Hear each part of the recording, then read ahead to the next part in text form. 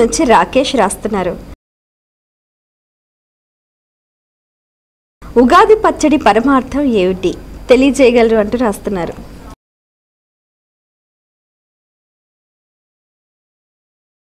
మధుర ఆమ్ల కటు కషాయ లవణ తిక్త భేదాత్. అబ్బో ఉగాదిలో అన్ని రకాల రుచులు ఉంటాయి కాబట్టి జీవితంలో అన్ని రకాల రుచులు, ఇదంతా సోది మాటలు, ఇవి కాదు. శాస్త్రం అంగీకరించదు దాన్ని.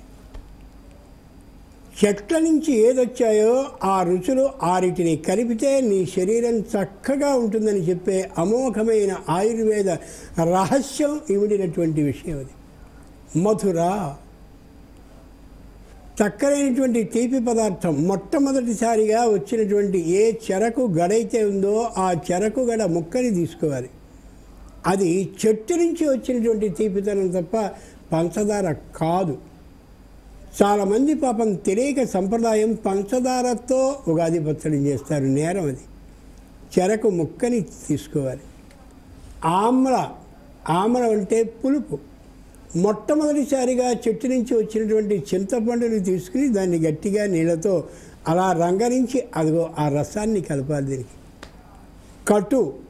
కటు అంటే చాలామంది పాపం తెలియక కారాన్ని వేస్తుంటారు, కొంతమంది మిరపకాయలను వేస్తుంటారు, కొందరు పచ్చిమిరపకాయలను వేస్తారు. పాపం సంప్రదాయం తెలియక మనం చెప్పకపోవడం మన తప్పు, చెప్పాక కూడా ఆచరించకపోవడం వాళ్ళ తప్పు. కటు అంటే మొదటిసారిగా పంటగా వచ్చిన మిరియపు గింజని తీసుకోవాలి. ఆ మిరియాన్ని గట్టిగా పొడి చేసినట్టయితే వచ్చే కారం ఏదైతే ఉందో చెట్టు నుంచి వచ్చినటువంటి కారం కాబట్టి ఆ చెరకు అలాగే వచ్చింది, అలాగే అలాగే వచ్చింది, చింతపండు అలాగే వచ్చింది.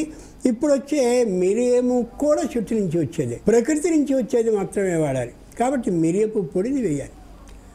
కటు కషాయం అంటే ఒగరు. మామిడి చెట్టు నుంచి వచ్చినటువంటి మామిడికాయలో ఇంకా తీపితనం రాకుండా ఒగరుతనం ఉంటుంది, ఆ ముఖం దీనికి కలపాలి. కషాయ లవణ అంటే ఉప్పు. మొదటిసారిగా సముద్రం నుంచి వచ్చినటువంటి జలం సూర్యుని యొక్క ఎండకి బాగా ఎండిపోయి పలుకులుగా ఏర్పడితే ఏ ఉప్పు వచ్చిందో ఆ ఉప్పుని దీనికి కలపాలి. ఎక్కడెక్కడో అంగడుల్లో అమ్మినటువంటి ఉప్పుని మాత్రం కాదు.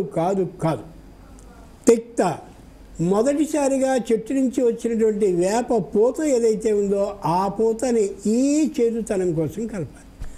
ఇలా 5, ఆ 1 మొత్తం 6 కూడా చెట్టు నుంచి వచ్చినటువంటి మధుర తీపి, ఆమ్ల పులుపు, కటు కారం, కషాయ ఒగరుతనం, లవణ ఉప్పదనం, తిక్త చేదుతనం, ఈ కలిపిన 6 పదార్థాలని చక్కనైనటువంటి పచ్చడిగా చేసి ఇంట్లో ఉన్నటువంటి దైవానికి నైవేద్యాన్ని పెట్టాక ఇంటి యజమానురాలైనటువంటి ఆమె అందరికీ ఆశీర్వచనాన్ని చేస్తూ చిన్నపిల్లలైతే అలా అందించి సుఖంగా ఈ సంవత్సరం అంతా ఉండాలని చెప్పాలి.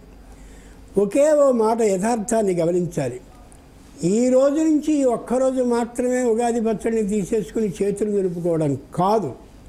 ఈ నెల మొత్తం అంతా కూడా ఒక చెంచా చొప్పున ఈ ఆరిటి మిశ్రమాన్ని తీసుకుంటూ ఉంటే శారీరకమైనటువంటి వ్యాధులు ఏమాత్రమూ రావని మహానుభావులు ఆయుర్వేద శాస్త్రజ్ఞులు చెప్పారు. కాబట్టి ఈ ఉగాది పచ్చడిని ఆ శారీరకమైనటువంటి ఆరోగ్య రక్షణ కోసం వాడాలి.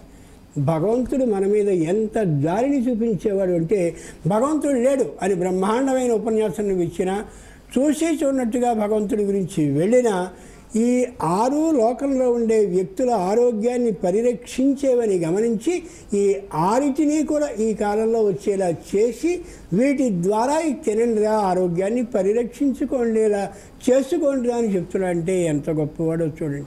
ఇంట్లో పిల్లలు విరోధించవచ్చు కానీ తల్లిదండ్రులు ఎప్పుడూ కూడా పిల్లల మీద విరోధాన్ని కలిగి ఉండరు కదా. అది భగవంతుడు చేసే పని. అంత